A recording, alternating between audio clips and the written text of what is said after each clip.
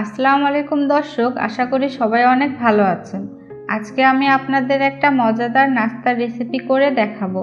সেটা হলো ধনিয়া পাতার পাকোড়া। খুব অল্প সময়ে ঘরে থাকা কিছু উপকরণ দিয়ে কিভাবে পাকোড়াটা বানাবেন চলুন দেখে নিই।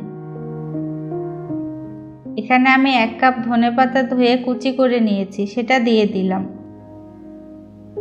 হাফ কাপ পেঁয়াজ কুচি, 1 চামচ কাঁচামরিচ কুচি, 2 চামচ চালের গুঁড়া, 2 চামচ বেসন, হাফ চা চামচ হলুদ গুঁড়া, 2 চামচ মরিচের গুঁড়া, হাফ চা চামচ জিরা গুঁড়া, 1 চা চামচ চাট মশলা, স্বাদ মতো লবণ ও হাফ চামচ আদা রসুন পেস্ট দিয়ে দিলাম।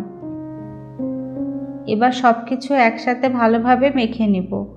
এখানে কোনো পানি লাগবে না, কারণ ধনিয়া পাতা থেকেই পানি বের হবে। আরও 2 চামচ পরিমাণ বেসন দিয়ে ভালোভাবে আবারও মেখে নিব। চুলায় প্যান বসিয়ে পরিমাণ মতো তেল দিয়ে দিলাম। আপনারা চাইলে ডুবো তেলে পাকোড়াগুলো ভেজে নিতে পারবেন।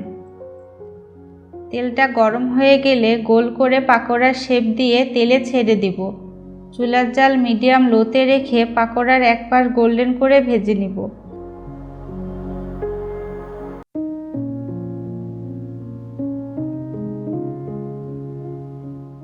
তারপর উল্টিয়ে দিয়ে আরেক পাশ ভেজে নিব।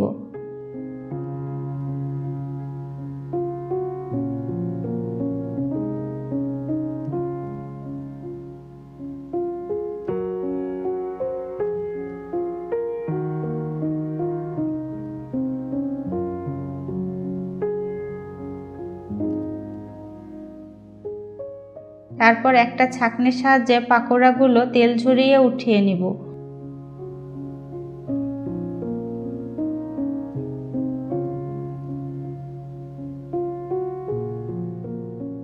দেখুন কত সহজেই মজাদার একটা পাকোড়ার রেসিপি তৈরি হয়ে গেল।